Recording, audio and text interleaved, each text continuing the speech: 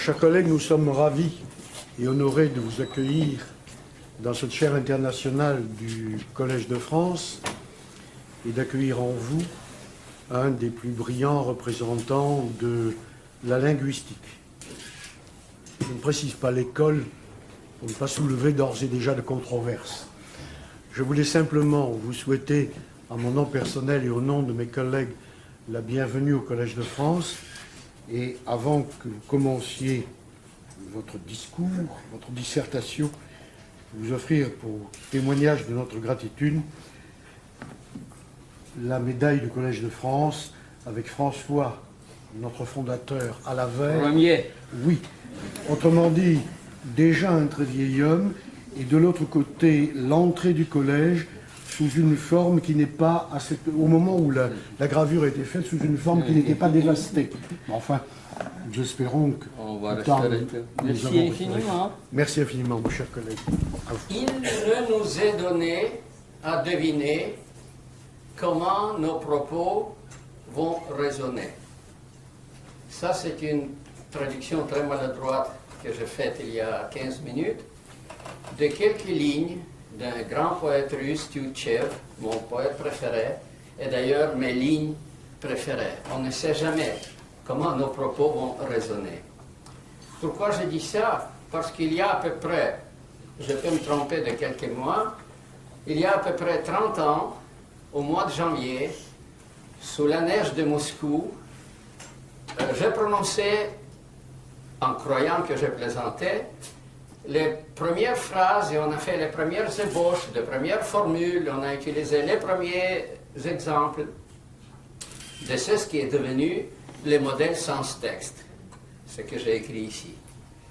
C'était un très long chemin et évidemment à ce moment-là, je ne pouvais même pas rêver dans les rêves les plus fous que je serais là à cause de ça.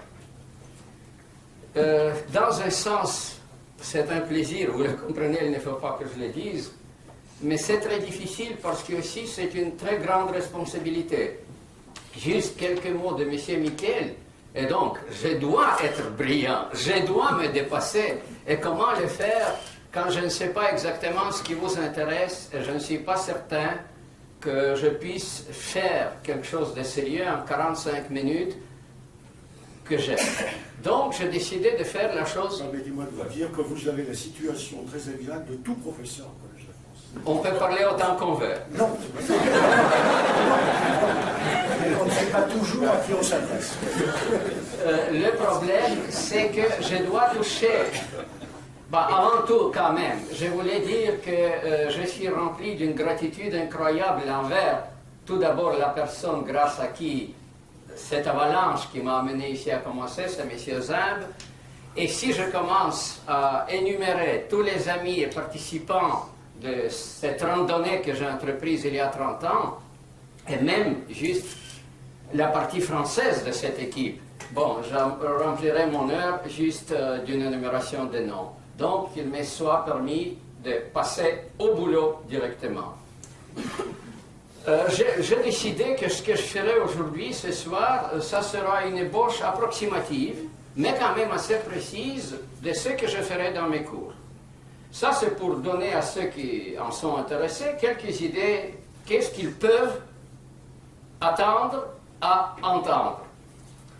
Le problème, c'est que la linguistique, évidemment, que ça touche à quelque chose qui est tellement typique de l'homme, qu'on dit très souvent que l'homme, c'est la langue. Et je suis tout à fait d'accord avec ça. Et vous comprenez qu'il est impossible pour une personne d'avancer la compréhension de quelque chose qui, dans un sens, est plus complexe que l'univers, parce que nous pouvons décrire notre univers dans n'importe quelle de 6000 de langues humaines. Et donc, pour avancer quand même, ce que je fais, je me suis découpé un petit coin de tout ça, qu'on appelle la langue, et je ne m'occupe que de ça. Pas par la mégarde ou par le mépris envers les autres directions possibles, pas du tout. Très souvent, je rejetais des choses dont je suis certain qu'ils sont absolument vitales à mon propre progrès, Mais on ne peut pas tout faire, et comme disait mon père quand il était déjà très vieux, c'est mieux de comprendre quelque chose de simple que de se perdre dans quelque chose de complexe. Et voilà donc, justement, pour avoir les mains libres, j'ai découpé juste un côté de ce phénomène à plusieurs facettes qui est la langue, et je ne veux m'occuper ce soir que de ce petit coin. Oui, c'est un petit coin, c'est une légère exagération. En fait, comme vous allez voir, c'est un très gros coin qui contient ou comprend la fonction qui est, d'après moi, la fonction centrale de la langue humaine, c'est la fonction d'expression et de communication. Parce que la communication, c'est en fait deux expressions. Je vous parle, donc je vous communique, vous me répondez, donc vous me communiquez. En fait, on peut briser le processus de communication sans perdre, je crois, quelque chose de sérieux, en ces deux expressions, et alors je vais me concentrer sur l'expression. Ceci dit, je peux essayer de préciser, de chercher une réponse, peut-être pas trop profonde, mais très claire à la question qu'on me pose toujours entre mes petites filles qui me demandent, la linguistique c'est quoi? Qu'est-ce que tu fais en fait quand tu t'assois à ton bureau? Qu'est-ce que tu fais? Et mes collègues physiciens, mathématiciens, astronomes, etc., la linguistique, tu apprends les langues? Je dis non, ça c'est des polyglottes, je suis un très mauvais polyglotte, je sais parler quelques langues, mais c'est utilitaire, c'est pas ma profession. Alors, qu'est-ce que c'est que la linguistique? J'ai des soupçons que peut-être parmi la plupart de vous, on n'aura pas d'un consensus très clair là-dessus. Et voilà ma réponse. La langue, c'est un système de règles, donc on peut comparer à un programme informatique, qui fait sans cesse le passage entre les sens que le locuteur veut exprimer et les textes qu'il produise. Pour moi, cette formule est vraiment sacrée, cruciale. C'est la profession de ma foi, c'est le fondement de tout ce que j'ai fait depuis 30 ans. Il y a un ensemble dénombrable, donc infini mais comptable, des choses que j'appelle les sens, et je vais vous montrer qu'est-ce que c'est que ça. Il y a un ensemble aussi dénombrable de textes, et entre ces deux choses, il y a cette correspondance qui n'est pas biunivoque, ça c'est très important, que j'appelle la langue. Donc voilà qu'est-ce que c'est que la langue. C'est un programme de traduction entre les sens, vous pouvez le comprendre comme pensée, émotion, représentation, tout ce qui se fait dans votre tête, peu importe c'est quoi.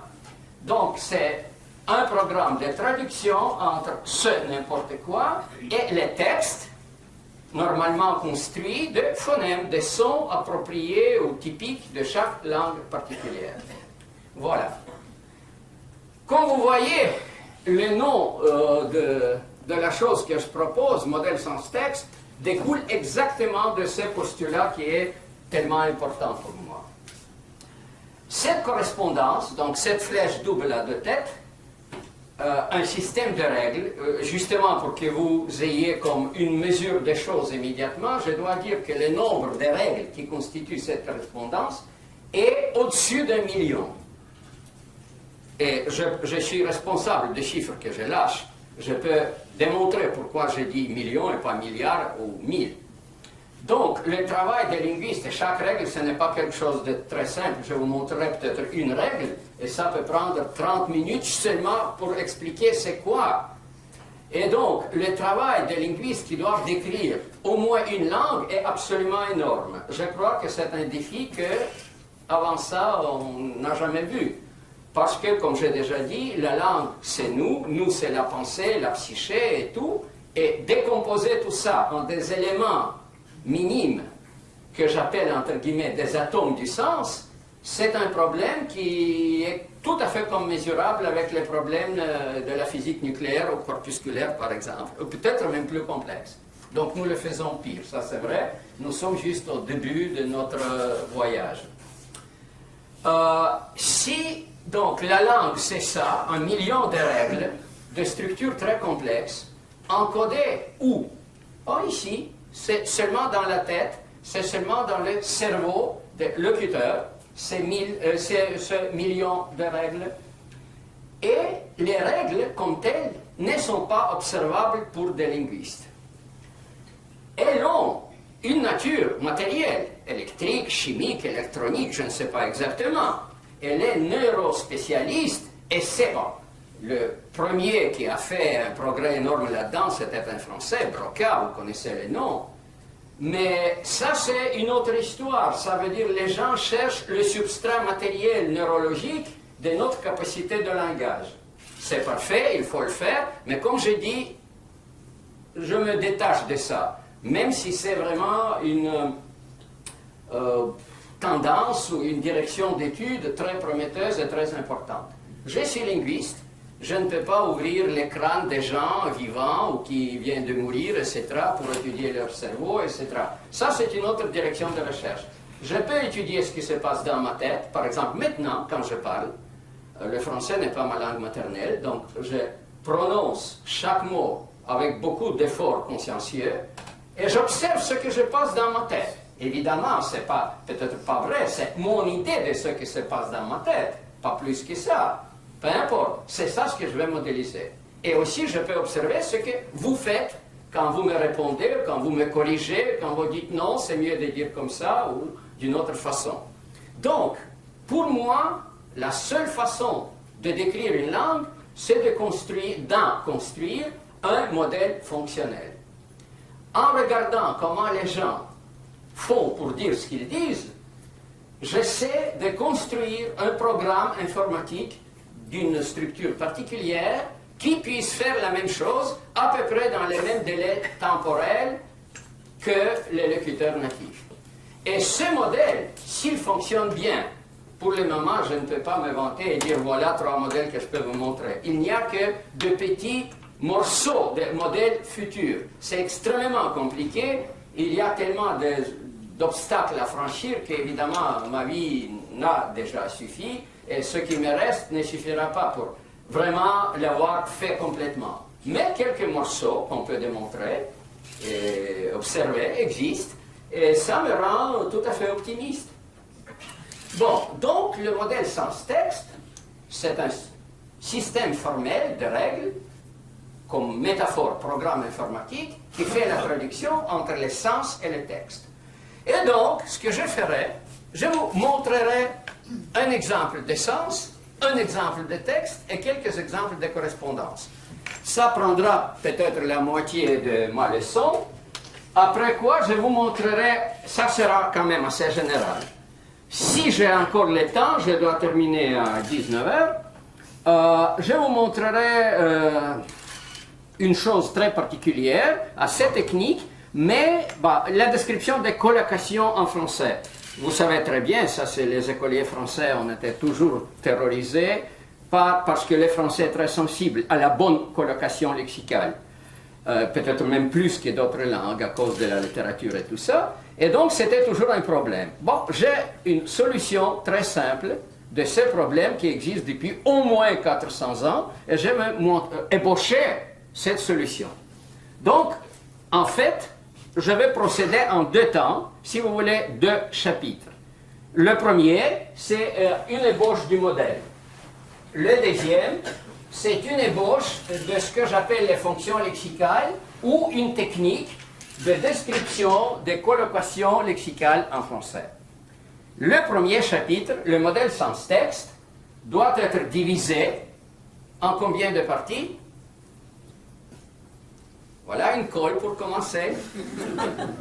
3, parce que si le modèle, c'est la correspondance entre les sens et le texte, d'abord je dois vous expliquer qu'est-ce que c'est que sens, après qu'est-ce que c'est que texte, et puis vous montrer la correspondance. Donc, chaque présentation linguistique, d'après moi évidemment, doit toujours être constituée de 3 parties. Et il y a une raison à ça, une raison très profonde. Si vous vous souvenez de la doctrine, encore d'un géant francophone, Ferdinand de Saussure, qui insistait que la langue c'est vraiment une manipulation très subtile, très complexe des signes, et que chaque signe est constitué de signifiants, de signifiés, et des correspondances entre les deux, Cette trinité, entre guillemets, elle n'est pas gratuite, ça découle de la nature la plus profonde de toute communication, et donc c'est normal que ça soit comme ça. Comment je me suis préparé pour cette leçon? Il y a 2 ou 3 jours, encore à Montréal, je feuilletais un bouquin en anglais de Paul Johnson qui s'appelle The Intellectuals. Ça, c'est une description de l'histoire du 19e, même du 18e, parce que Jean-Jacques Rousseau a aussi décrit, mais surtout ces 19e et 20e siècles, les grandes figures de la pensée humaine, telles que Sartre, par exemple, et beaucoup d'autres. Et il en parlait de Orwell, le fameux auteur de 1984. Et en lisant, je pensais quand même à cette leçon que je devrais faire. Et j'ai eu une phrase anglaise qui m'a frappé un peu l'imagination. J'ai complètement oublié la phrase. Si vous me dites comment c'était, bon, je dirais quelque chose qui peut-être est cette phrase, peut-être non. Mais je retiens très bien le sens. Et voilà ce sens représenté en français. Cette phrase disait que Orwell sera représenté par un E qui sera appelé Orwell. Ça, c'est pas la personne Orwell. Je ne représente pas le monde. Je ne représente pas les choses. Je représente le sens de la phrase. Donc, pour quiconque ne connaît qui est Orwell, c'est juste une suite de sons, pas plus que ça. Parce que les noms propres n'ont pas de contenu. Puis cette phrase disait que Orwell était très engagé politiquement. Donc, il n'était pas indifférent aux tendances, aux luttes politiques de son temps. Il y a l'idée d'engagement là-dedans. Et vous voyez, j'ajoute de petits guillemets comme ça, un peu bizarres, c'est pour montrer que mes expressions ne sont pas des expressions françaises dans le sens très strict. J'écris engagement, j'aurais pu être engagé, par exemple. Ce ne sont pas des lexiques françaises. Ce sont des sens des lexiques françaises. Et puis, il y a la politique. Maintenant, si je compare tout ça, ça c'est politique, non, pas l'adjectif, la politique. Si je compare tout ça, je vois que déjà entre ces 3 éléments sémantiques, il y a une différence profonde. Si vous me demandez c'est quoi Orwell, je peux vous montrer une photo, ou commencer à expliquer c'est un écrivain britannique qui, et puis vous raconter tout ce que vous voulez. Mais pour le mot s'engager, ou engagement, je ne peux pas répondre comme ça. Je ne peux pas vous montrer quoi que ce soit.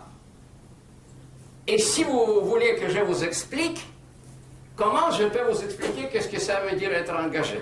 Je dois dire, bon, pour que je puisse utiliser être engagé, il faut qu'il y ait quelqu'un, ça doit être absolument une personne, qui face à quelque chose, ne reste pas tranquille, calme, indifférent. Donc, pour vous décrire qu'est-ce que ça veut dire engagement, il me faut 2 éléments indépendants. Quelqu'un s'est engagé dans quelque chose. Ça, pour ceux qui le savent, tant mieux. Sinon, bon, c'est les éléments sémantiques qui exigent des choses pour être compréhensibles, on les appelle des prédicats, pas au sens de la grammaire française. Ça n'a rien à voir. Né est par exemple aussi un prédicat parce que c'est toujours le nez de quelqu'un. Donc, engagement, c'est un prédicat, alors que la politique et Orwell sont des noms. Remarquez que c'est déjà les parties du discours que vous ne connaissez pas. Ça, c'est en sémantique, c'est pas en français. Dans la syntaxe française, on a les noms, les verbes, les adjectifs, tout, etc. En français sémantique, on n'a que des prédicats et des noms, rien d'autre. Et je vais le noter par des flèches reliant les choses. Évidemment, je ne peux pas entrer dans les détails, c'est extrêmement intéressant, on peut faire 10 cours juste sur la façon de le faire et pourquoi je le fais, mais grosso modo, ça veut dire que Orwell est engagé en politique. En plus, je me souviens que la phrase disait quelque chose comme ça, que Orwell était très certain de quelque chose. C'est certain au sens de convaincu, parce que certain français est très ambigu. Et certain est aussi un prédicat. Donc, c'est Orwell qui était certain de quelque chose. Maintenant, de quoi était-il certain? Il était certain que son engagement politique est bon pour son œuvre littéraire. Alors, il y a encore œuvre quelque part. Est-ce que... Parce que ça empêche, hein. Ça, je...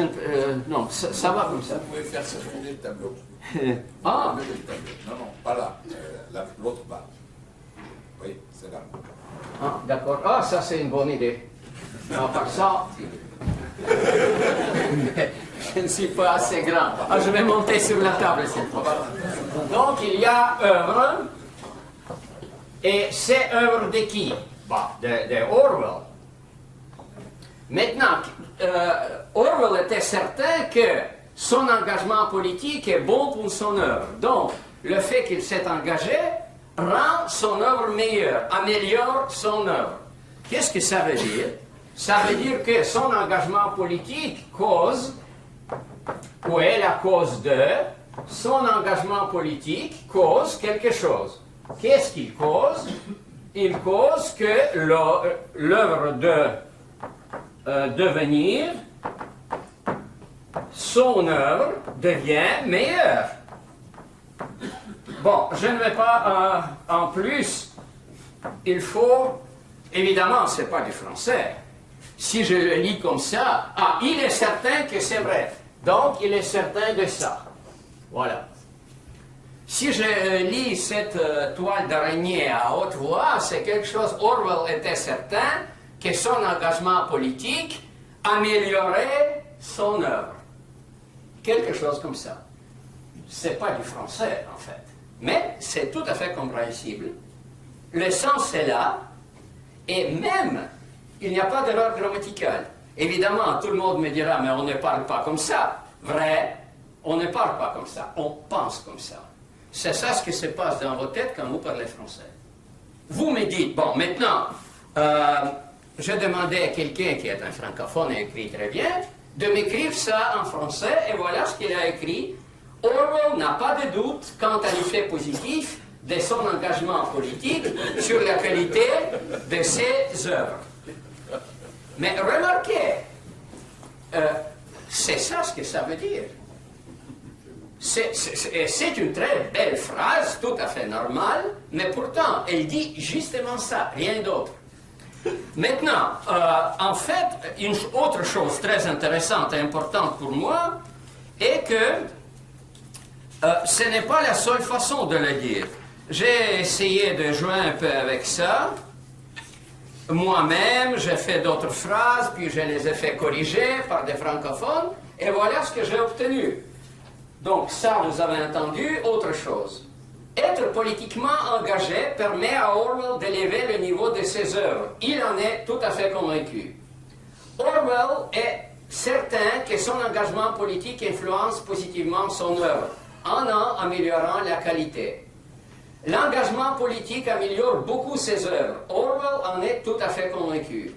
Que s'engager politiquement apporte une contribution positive à ses œuvres ne soulève pas de doute chez Orwell, etc. Donc, je me suis fatigué à continuer, mais parce que je sais que si on continue, on peut créer pour ces sens, et ça c'est un sens que vous voyez, un sens à nu.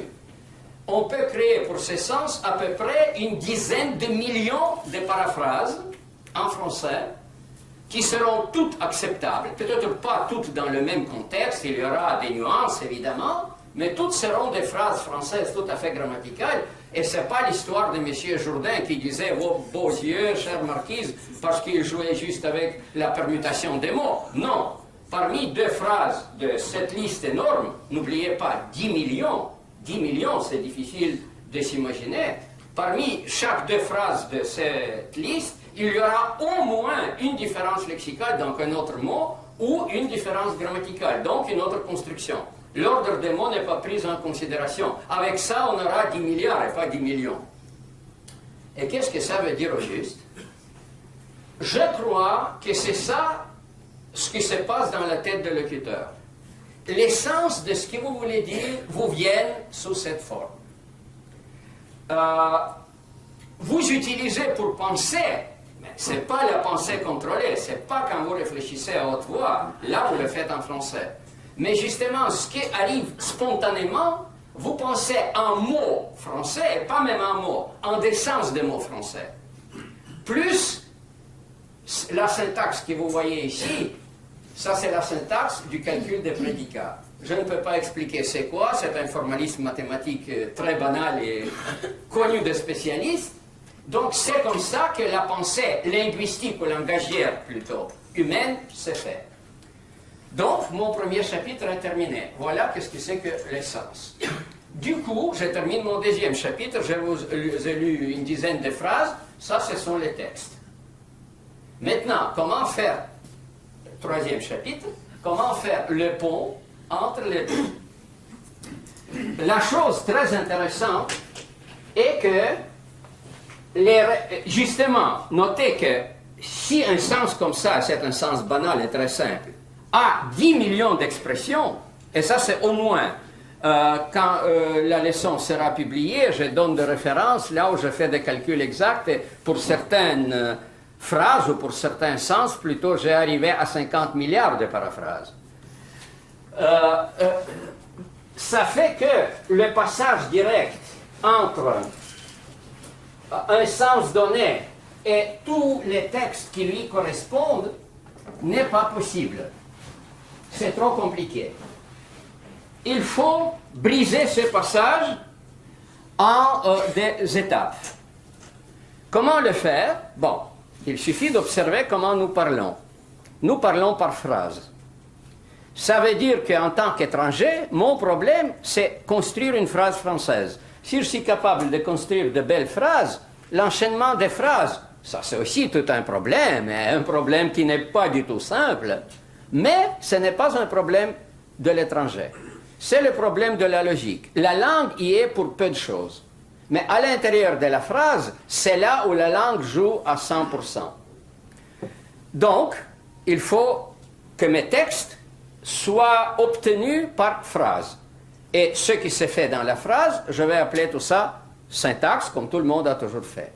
Maintenant, comment les phrases sont-elles construites? Bon, à partir des mots, ça aussi tout le monde le sait. On prend des mots qu'il faut stocker dans sa tête, on cherche un lexème, puis il faut les combiner. Donc tout ce qui se passe au niveau du mot, je vais appeler morphologie, tout à fait comme ça se fait. Ici, aucune révolution. Nos prédécesseurs, les Grecs anciens, ont très bien décomposé la structure de la langue. Il y a justement autant d'éléments qu'ils ont dit.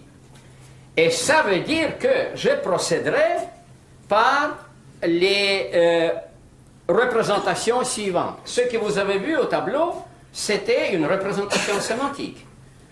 Après quoi, je ferai une représentation syntaxique. Donc, on commence par une représentation sémantique, vous avez vu ça, un réseau. Puis, il y a une représentation syntaxique de la phrase qui est un arbre.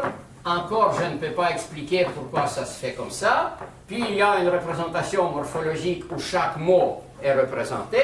Et puis, il y a une représentation phonique où la chaîne des phonèmes ou des phones, peu importe, ça, on peut faire les deux. Ça, c'est le texte, ici.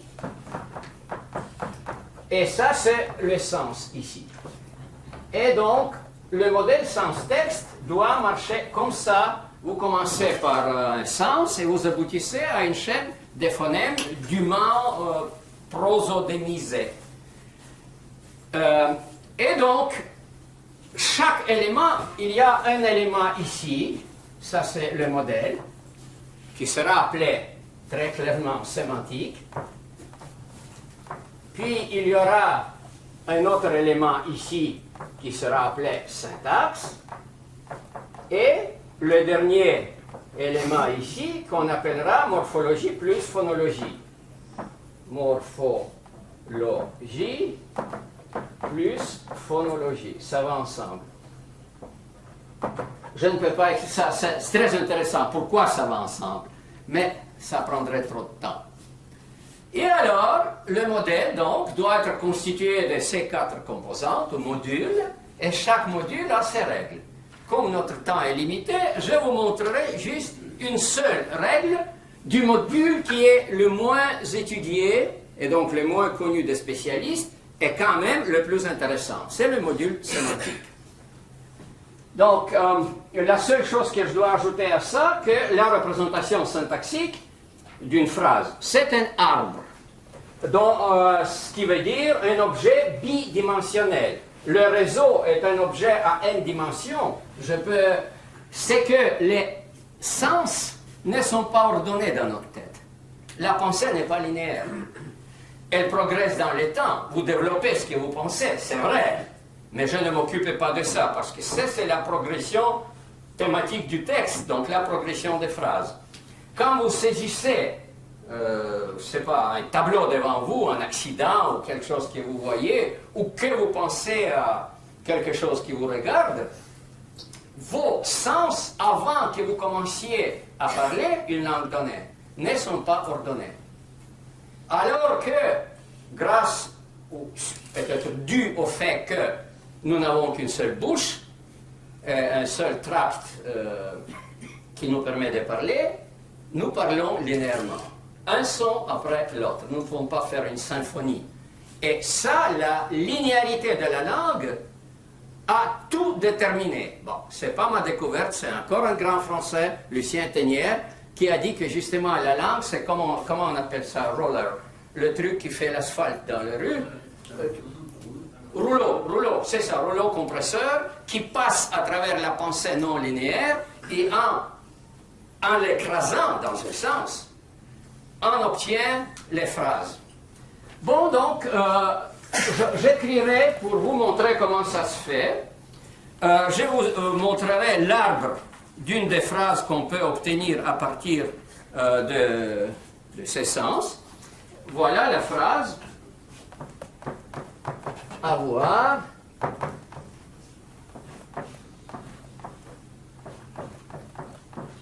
Ça, c'est les numéros que vous voyez, ce sont les constructions syntaxiques généralisées, universelles. Je ne peux pas l'expliquer, c'est trop compliqué.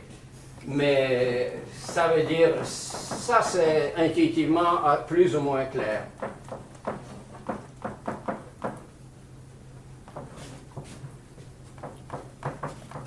Âtre, ça c'est pour attributif, mais n'oubliez pas que ce n'est pas au sens français. Le français a eu l'usage un peu difficile pour les mots attributifs ou attributs, qui contredit l'usage courant dans toutes les autres langues. En anglais, en allemand, en russe, c'est pas comme ça. Donc je vais l'utiliser dans un sens plus général que le français ne permet, au sens d'un modificateur quelconque. Peu importe. Ça, c'est une modification de n'importe quel genre. Doute, effet, engagement, qualité, et je m'arrêterai là, je ne ferai pas engagement.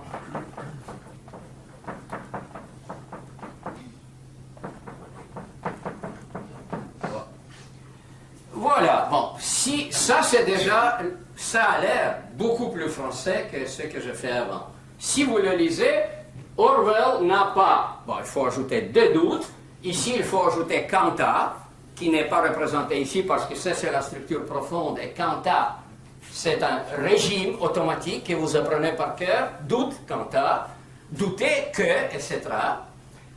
Donc il n'a pas de doute quant à l'effet de son engagement sur la qualité.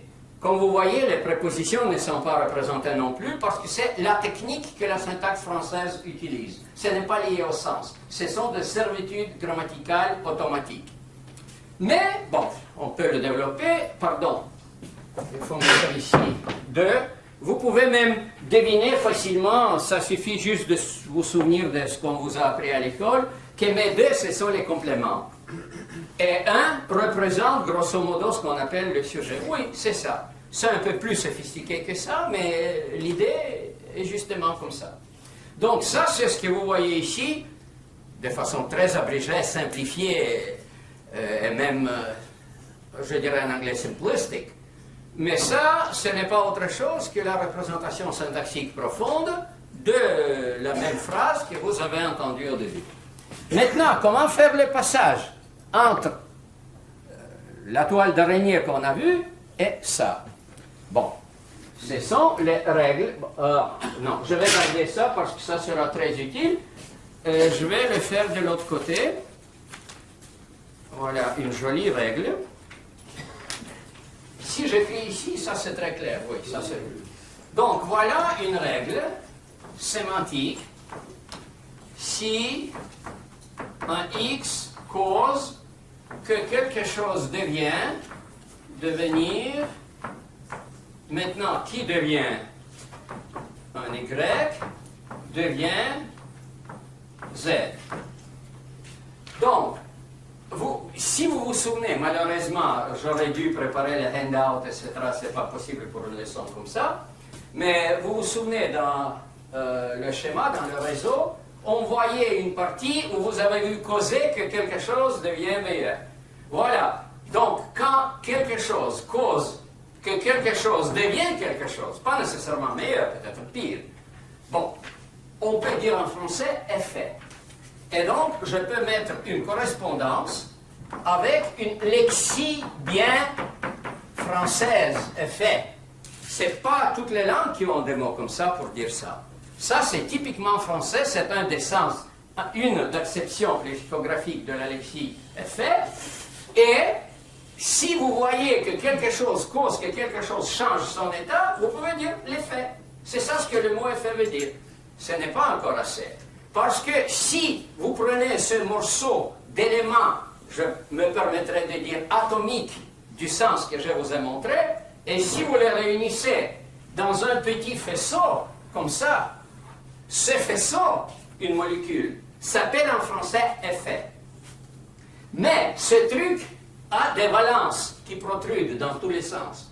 Parce que cet élément sémantique fonctionnait avec des autres éléments, comme c'était une collaboration très étroite, il me faut indiquer qu'est-ce que deviennent ces valences sémantiques. Il faut que je dise la chose suivante.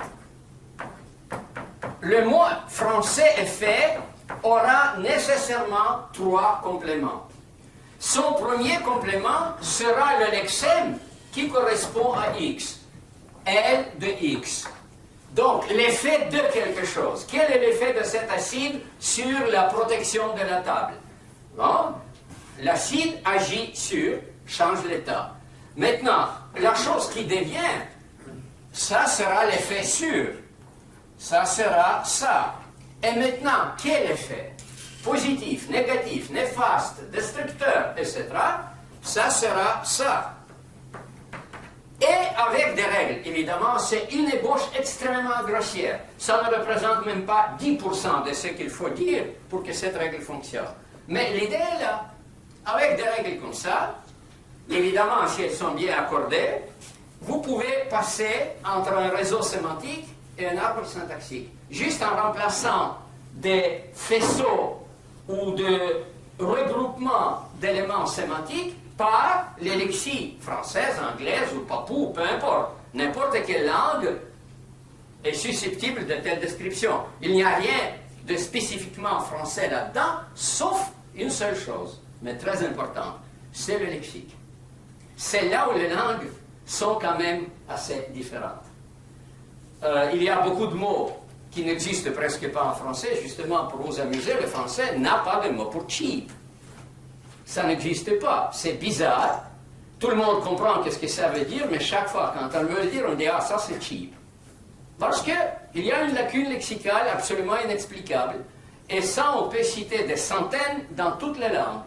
Ça, c'est encore une histoire pourquoi les phénomènes comme ça se produisent. Mais en tout cas, vous voyez ici un exemple de règle sémantique lexicale ou lexinique, parce que sa sortie est un lexème. Et quand je disais que la description d'une langue fait appel à peu près 1 million de règles comme ça, c'est ça ce que je voulais dire. Il y en a à peu près 1 million. C'est quoi cette règle? Si vous la lisez au rebours, effet de quelque chose sur quelque chose d'une certaine façon, veut dire que le premier quelque chose cause que le deuxième quelque chose change son état exactement de cette façon. C'est quoi ça? c'est la définition de la lexie-effet que vous pouvez lire dans un bon dictionnaire. Évidemment, le dictionnaire comme ça, le petit Robert ne vous donnera pas une telle définition. Il ne donne, et ça c'est le meilleur dictionnaire que je connais, il ne donne qu'une approximation à cette vérité importante. Mais en fait, nos dictionnaires doivent être faits comme ça et seront faits comme ça. Une parenthèse, à Montréal, depuis 15, pas 15, c'est déjà ouf, c'est déjà 17 ans, nous travaillons sur un dictionnaire français qui soit idéal dans ce sens-là. Évidemment, il est rempli d'erreurs, il y a plus d'erreurs que de faits corrects et vrais.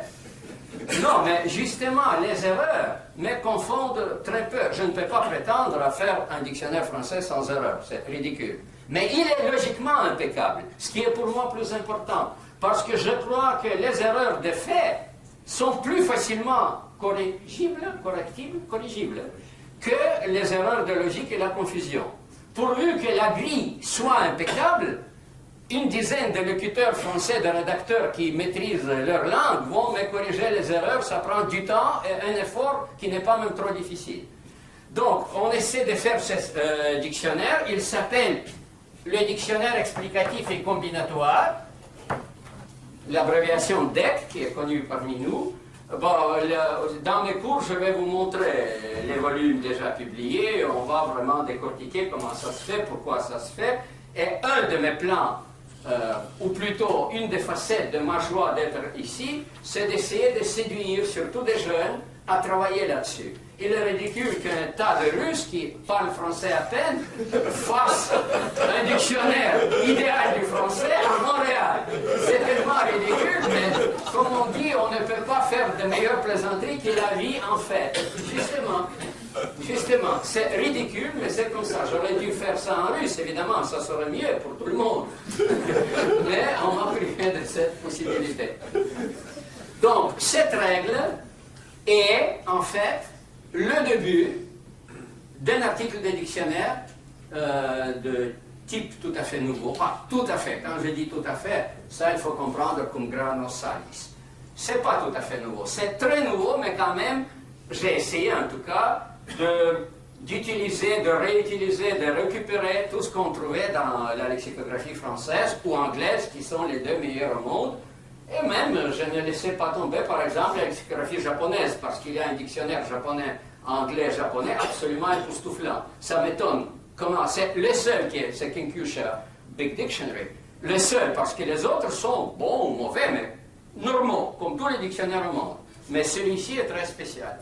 Mais ça, c'est une autre histoire, parce qu'évidemment, nous c'est pas le plural et majestatis, mais le groupe de personnes qui font maintenant la nouvelle lexicographie, nous avons eu des précurseurs absolument époustouflants, comme par exemple l'allemand Albert Roym, qui a fait un dictionnaire qui s'appelle le petit dictionnaire d'usage, le petit dictionnaire du style à l'usage des Allemands. C'est en français. C'est incroyable, c'était fait il y a 100 ans, et personne n'en sait. Même si c'était publié 3 fois. Donc, je ne sais pas pourquoi, la vie est vraiment bizarre. En tout cas, avec ça, je termine mon 3e chapitre. Le modèle est constitué de règles comme ça. Il y en a d'autres types, il y a des règles syntaxiques qui concernent l'ordre des mots, qui manipulent les constructions, il y en a tout. Mais grosso modo, justement pour saisir l'idée, vous avez une représentation sémantique à laquelle vous appliquez des faisceaux de règles, par des dizaines, parfois par des centaines. Ces règles-là vous transforment la représentation sémantique en un arbre syntaxique, auquel vous appliquez encore des centaines de règles de linéarisation, puis les accords, le régime, les petits trucs qui font qu'on ne dise pas là-haut, mais l'eau. Tout ça, c'est des règles très spéciales aussi, jusqu'à ce que vous envoyez tout ça à la sortie, et c'est ça ce que vous entendez maintenant. Donc, chaque fois quand je prononce une phrase, je fais fonctionner, grosso modo, à peu près 3000, 4000 règles dans ma tête, pour une seule phrase. C'est très compliqué. Mais ça ne doit pas vous étonner, justement pour sourire comme ça, il faut faire fonctionner 80 muscles. Pour un sourire idiot. Donc, pour dire quelque chose de raisonnable. Bon, maintenant donc, mon premier chapitre est terminé, personne n'est mort encore. Donc, ça c'est un bon signe. Mais parce que je sais que penser, c'est extrêmement fatigant. Et dans les cours que je donne à l'Université de Montréal, après 1h30 de cours, disons, moitié, peut-être moins que ça, des étudiants sortent sur 4 pattes. Ils vraiment n'ont plus de force de marcher. Et je suis habitué à ça. Donc maintenant, le deuxième chapitre. Je voulais vous montrer... ça, c'était très général. C'est le cadre le plus général que je puisse donner. Maintenant, au contraire, ce que je vous montre maintenant sera très spécifique et très technique. Un des gros problèmes de tout ça est le problème qu'il y a 25 ans passé pour irrésoluble, insoluble. Bon. Vous voyez, justement, vous avez vu, je ne connaissais pas les mots, je ne savais pas le faire. Et donc, justement, on disait, même si toi, tu ne peux pas, comment ta machine le pourra? Et on illustrait ça, les cas de cette difficulté sont connus depuis le début de ce siècle. Pourquoi on dit gravement malade et grièvement blessé? Pourquoi on ne peut pas dire c'est Bali? Pourquoi on ne peut pas dire grièvement blessé, grièvement malade? C'est normal, mais on ne le dit pas. Pourquoi on dit « je suis tout à fait certain » Je peux le dire, n'est-ce pas? Bien sûr, justement. Vous le savez, moi, pour moi, c'est pas bien sûr. Par contre, je ne peux pas dire « je doute fort que tata ». Je ne peux pas dire « je suis fortement certain ». Non, je peux dire « je suis tout à fait certain ». Mais je ne peux pas dire « je doute tout à fait ».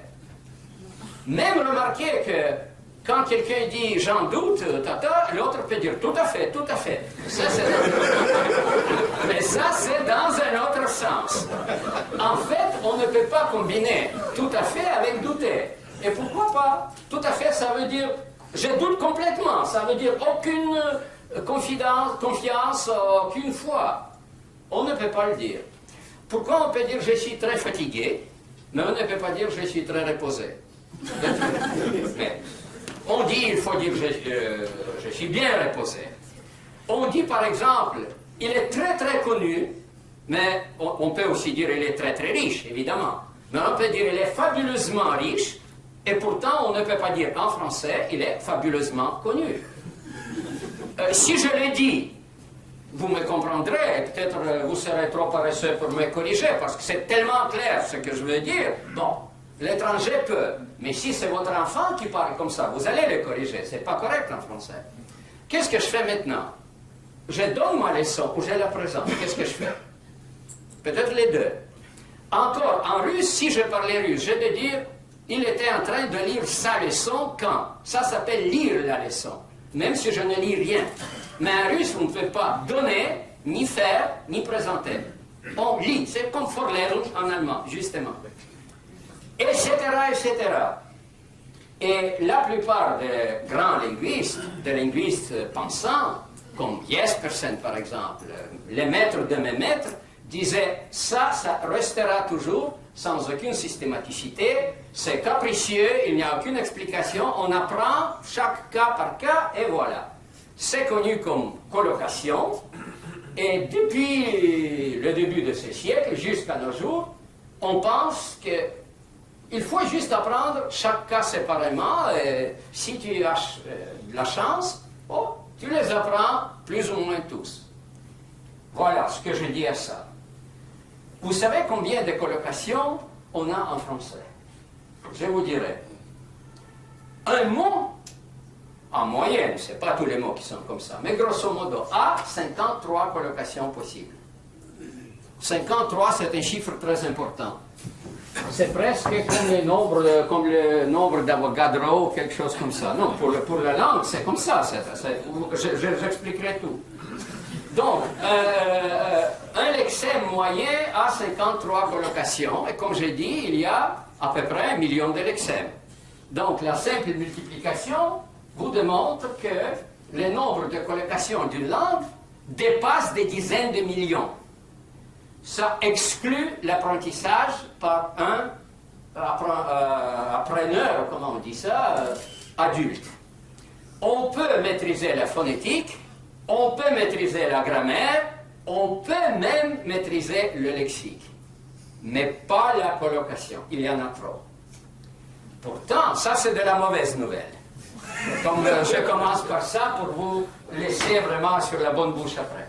Mais la bonne nouvelle est qu'on peut prévoir et savoir d'avance quelles sont les locations mauvaises et difficiles. C'est que la colocation difficile, je ne sais pas qu'est-ce qu'on fait avec la conférence en français. On la donne, présente. Je vais vous montrer dans 7 langues différentes, comme l'arabe, disons, le hongrois, qu'avec les excuses en français, je vous présente mes excuses. En russe, je vous apporte mes excuses. On ne peut pas les présenter. J'ai oublié les formules arabes et hongroises, mais j'ai tout ça ici. On fait encore quelque chose avec ça. Et dans un sens, c'est imprévisible. Mais il existe 53 types de cas sémantiques où le problème de colocation se pose. Ni plus ni moins. Et je les connais tous. Le cas le plus intéressant et le plus évident, c'est l'intensification. Bon, j'ai imprimé ce matin une liste de colocations en français que j'avais comme base de données, c'est à peu près 100 pages, et j'ouvre ce cas. Je vous lirai d'abord quelques colocations. Bailler, assez démonter la mâchoire. Base solide, bataille rude. Beau comme Apollon, beau comme le jour, beau comme un amour, beau comme un ange. Belle comme un cœur, mais pas beau comme un cœur. Bête à pleurer, blanc comme un linge, blancheur éclatante. Différence énorme ou marquée ou nette, désiré ardemment, désillusion amère, etc. Vous voyez, le choix de l'adjectif ou de l'adverbe dépend toujours de l'alexie. Si je vous dis comment, vous dites très, très, très pleuvoir. Bon, au Québec, on dit pleuvoir à Sio. À Sceaux en français, ou on dit assis en français, il pleut de cordes et d'allébardes. C'est ça. Au Québec, c'est incompréhensible, on ne connaît pas cette expression. Mais ça, comment on dit, ça c'est pleuvoir. Mais comment on dit, par exemple, neiger très, très, très. Il neige, il n'y a rien. Par exemple, froid. Je connaissais l'expression froid sibérien, mais ce matin, en lisant un roman, j'ai vu froid du diable. Est-ce que c'est correct? Froid de canard, je connaissais, mais froid du diable? Froid du diable. Ça, c'est dans le livre de Forsyth que tu m'as donné, Janine. C'est là où j'ai trouvé ça. Et en même temps, chaleur à crever. Est-ce que c'est correct? Bon. Vous voyez, donc, il y a déjà... C'est une traduction de l'anglais, donc peut-être c'est une mauvaise traduction. Mais en tout cas, il est clair qu'il y a une dépendance fonctionnelle entre l'alexie qui détermine le co-occurrent et les co-occurrents. C'est une fonction mathématique typique. Donc, toute la colocation peut être réduite à cette formule magique où ça c'est l'alexie, l'argument de la fonction, comme pluie, pleuvoir, dormir, beau, désillusion et n'importe quoi, et ça c'est les co-occurrents. Maintenant, le fait intéressant que le nombre de fonctions différentes comme ça, c'est 53. Et donc, vous comprenez, elles sont toutes bien étudiées. On sait tout, on ne peut jamais savoir tout, évidemment. Mais la plupart des choses qu'on peut savoir sur chaque fonction, depuis 25 ans, il y a peut-être autour d'une centaine de travaux en profondeur là-dessus. Maintenant, on sait beaucoup de choses, comment elles se comportent, etc. Il y en a 53, et ça veut dire que quand vous commencez à apprendre une langue, ou quand vous voulez faire un dictionnaire d'une langue, qu'est-ce que vous faites? Vous prenez chaque lexique, vous faites 53 colonnes, une colonne par fonction, vous prenez un francophone, arabophone, hungarophone, etc., et vous lui dites, comment tu dis très très pour ça? Et il vous répond, parce qu'il sait. Et vous remplissez toute une colonne de marne. Puis, bon, je vais vous montrer encore une fonction, vous lui demandez, comment tu dis je fais ça? Il vous dit, vous remplissez une autre colonne. Quand c'est terminé, bon, c'est un travail très difficile, au sens que c'est long et pénible. S'il y a à peu près 1 million, vous devez poser la question, 53 millions de fois. C'est pas facile pour vous et pour votre informateur, mais c'est tout à fait faisable. Et la chose la plus intéressante, qu'il suffit de le faire une fois pour toutes. Avec l'ordinateur, rien ne se perd. Et la manipulation, bon, ça c'est une autre histoire que je ne voulais même pas aborder ce soir. On est en train de monter un système automatique qui permet d'enregistrer les réponses. Ça, c'est ce que vous voyez ici, c'est le résultat de dépouillement des textes que je ne fais pas spécialement. Je lis et quand je vois, bon, je note. Et malheureusement, ce n'est pas une bonne façon, je ne suis pas francophone. Si dans un bouquin publié par les éditions Fayard, je vois Froid du diable 3 fois, je crois que c'est bien dit. Et c'est peut-être pas aussi bien dit, etc. Mais c'est faisable et ça permet non seulement de lister toutes les collocations d'une langue donnée, sauf évidemment les créations. Si on peut dire beau comme un ange, peut-être on peut dire beau comme 3 anges. C'est pas un cliché, mais on peut toujours le faire. Et ça ne peut pas être listé, parce que justement, chacun peut le créer.